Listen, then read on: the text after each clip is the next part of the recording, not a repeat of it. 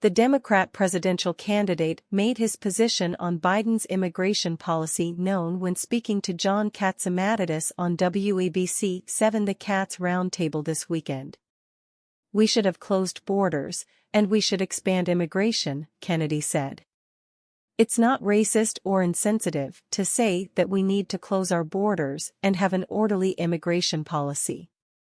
I would expand legal immigration to this country that's orderly, that makes sense for our country, but also that our borders are impervious." Kennedy added these open-door policies have hurt children and have created a humanitarian crisis at the southern border.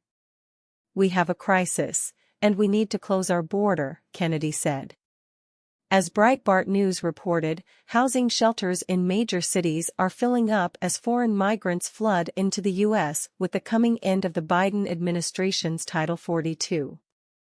Chicago has long pledged to welcome migrants, but a tenfold increase in recent days has taxed resources. Migrants awaiting beds in city-run shelters are sleeping on floors in police stations and in airports surrounded by suitcases. They're depending on donors for food, medicine, and clothing, reported ABC News.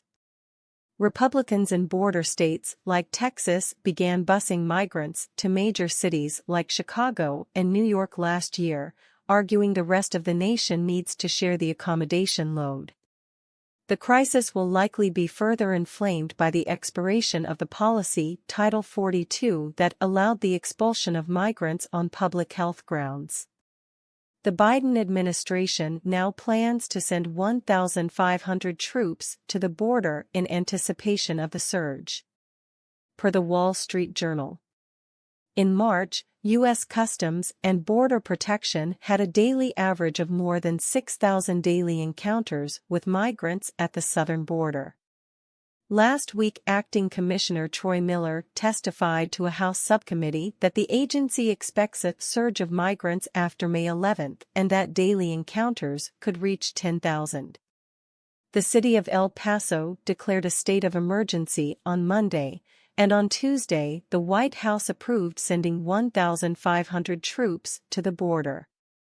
Robert F. Kennedy Jr. told Catsimatidis the U.S. has contributed to the border problems due to its policies with Central and South America.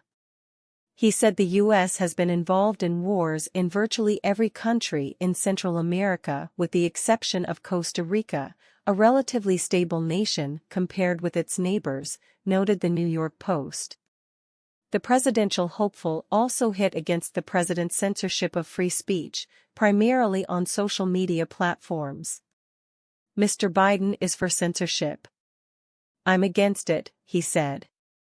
The White House, we now know from the Twitter files, has been trying to censor me, ordering and pressuring the social media platforms to censor me and many other people. Anybody who dissents from some of Biden's policies.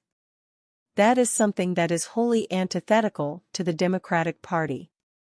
Robert F. Kennedy Jr. also made his stance against open borders known last week in response to illegal migrant Francisco Oropeza Perez Torres murdering a family of 5 in Texas.